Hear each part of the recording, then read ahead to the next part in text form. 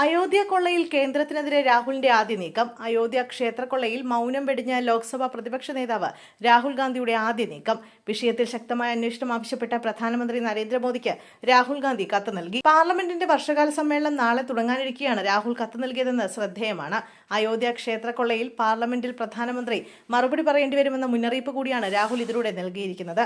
രാഹുലിനൊപ്പം കോൺഗ്രസ് അധ്യക്ഷൻ മല്ലികാർജ്ജുൻ ഖാർഗെയും പ്രധാനമന്ത്രിക്ക് കത്ത് നൽകിയിട്ടുണ്ട്.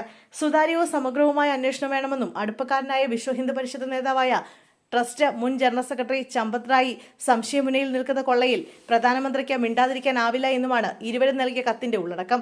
അയോധ്യ ക്ഷേത്രക്കൊള്ളയിൽ രാഹുൽ ഗാന്ധിയുടെ മൗനത്തിൽ വലിയ വിമർശനം ഉയർന്നിരുന്നു. ഇതിന് പിന്നാലെയാണ് കേന്ദ്ര സർക്കാരിനെ കൂടി പ്രതിരോധത്തിലാക്കുന്ന ആദ്യ നീക്കവുമായി രാഹുൽ രംഗത്തെത്തിയത്. അതേസമയം വർഷകാല സമ്മേളനത്തിന് മുന്നോടിയായി സർക്കാർ വിളിച്ച സർവകക്ഷി യോഗത്തിൽ നിന്ന് പ്രതിപക്ഷ പാർട്ടികൾ ഇറങ്ങിപ്പോയി. തൃണമൂൽ വിമതരെ യോഗത്തിലേക്ക് ക്ഷണിച്ചതിൽ പ്രതിഷേധിച്ചായിരുന്നു നടപടി. ഇതോടെ മഴക്കാല സമ്മേളനത്തിൽ പ്രതിഷേധക്കാറ്റ് ശക്തമായി വീശുമെന്നുറപ്പായി. സർവകക്ഷി യോഗത്തിൽ നിന്നുള്ള പ്രതിപക്ഷ പാർട്ടികളുടെ ഇറങ്ങിപ്പോക്ക് ആദ്യ സൂചനയായി.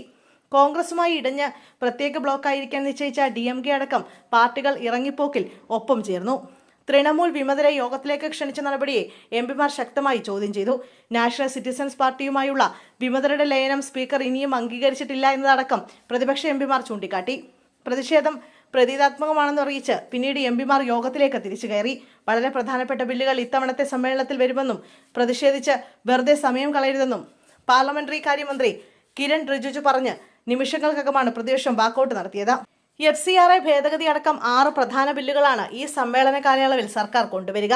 ഇതിൽ വന്ദേമാതരത്തെ അധിക്ഷേപിച്ചാൽ 3 വർഷം വരെ തടവ് ശിക്ഷ കിട്ടുന്ന ബില്ല് നാളെ ആഭ്യന്തരമന്ത്രി അമിത്ഷായാകും രാജ്യസഭയിൽ അവതരിപ്പിക്കുക.